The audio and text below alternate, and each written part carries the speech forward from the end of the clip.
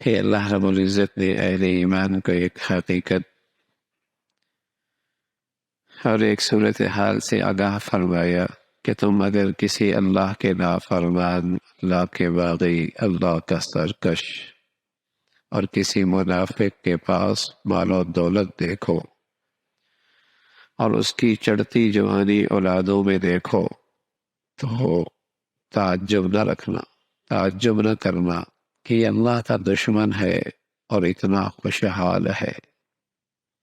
اور ایسی ایسی نعمتیں اس کے پاس ہیں، اولاد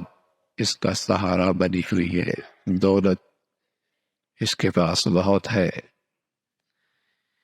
یہ کیسی حقیقت اللہ نے بتائی ہے کہ عام سرسری نگاہیں بس اوقات غلط فہمی کا شکار ہو جاتی ہیں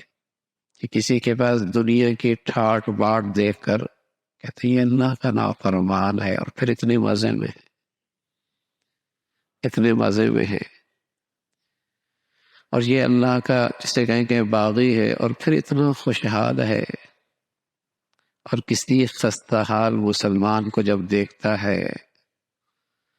تو کہتا ہے یہ کیسا اللہ کا فرما بردار ہے کہ اس کے پاس تو کچھ بھی نہیں ہے،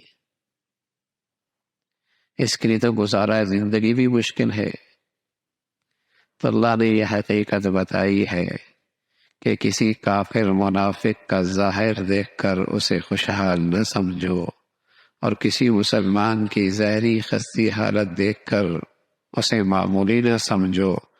اللہ رب العزت اس دنیا کی بنیاد پر کسی کو اللہ کے ہاں مقبولیت نہیں عطا فرماتا، وہ اندر کا معاملہ ہے، کون صاحب ایمان ہے اور کون اس دولت سے محروم ہے۔ اللہ کے ہاں عزت کا، قبولیت کا، کامیابی کا معیار ایمان ہے، اللہ کی اطاعت فرما برداری ہے۔ یہ دیکھو کہ یہ خستہ حالت آدمی اگر اللہ کا فرما بردار ہے بڑا خوش نصیب ہے،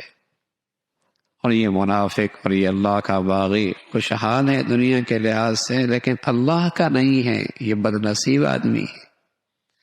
یہ بد نصیب آدمی ہے۔ بس اوقات نادان مسلمان، کمزور ایمان والا کسی نافرمان کو ترقی کرتے کرتے دیکھتے کہتے ہیں بڑا خوش نصیب ہے، بڑی اس کی قسمت جاگ گئی ہے، بڑی اس کے اقبال اچھی ہیں۔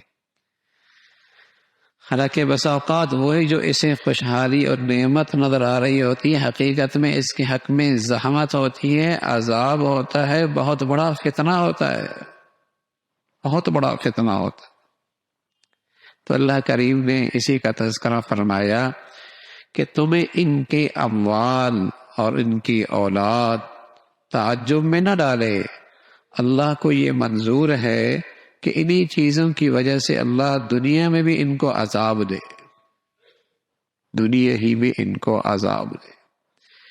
اللہ کا باغی کتنا ہی ظاہری طور پہ خوشحال کیوں نہ ہو، اللہ اسے اندر کا عذاب تو دیتا ہی دیتا ہے، وہ کبھی پرسکون نہیں رہتا، کبھی مطمئن نہیں رہتا، کبھی اس کے دل کی دنیا میں چین نہیں ہوتا۔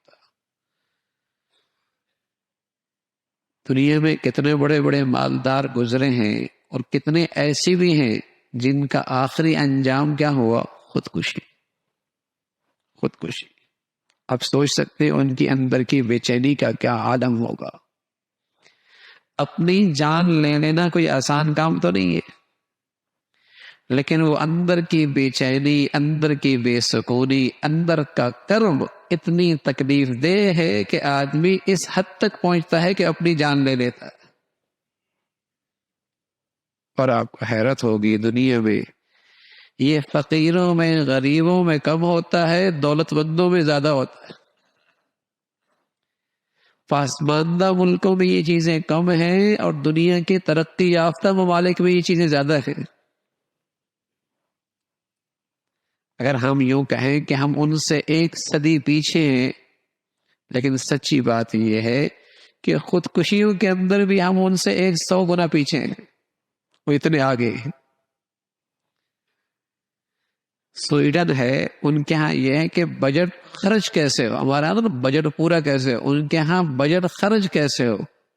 چند سال پہلے کی رپورٹ یہ کہ دنیا میں وہ خودکشی میں پہلے نمبر پر ہے۔ تو ظاہری خوشحالی کتنی ہی کیوں نہ اچھی لگے، لیکن اندر کا تو مردہ پن اور اندر کے بے سکونی اور بے چینی کا عذاب تو اللہ اس دنیا کے اندر بھی دیتا ہے۔ چٹائیوں والے کو بڑی میٹھی نیند آ جائے گی، اور جسے کہیں کہ خوبصورت کمرے میں اور خوبصورت جس پلنگ میں اور خوبصورت پوشاک میں اور خوبصورت در و دیوار کے اندر رات بھر کروٹیں بدلتے بدلتے گزار دیتا ہے، رات بھر کروٹیں بدلتے بدلتے گزار دیتا ہے، یہ روکھی سوکھی کھاتا ہے، میٹھی نیند لیتا ہے، اور اس کے پاس طرح طرح کے کھانے رنگ برنگ مشروبات ہیں، لیکن رات کو نیند کوئی نہیں آتی۔ یہ اندر کا جو کرب ہے، اندر کی جو تکلیف ہے، یہ تو ایک عذاب ہے نا۔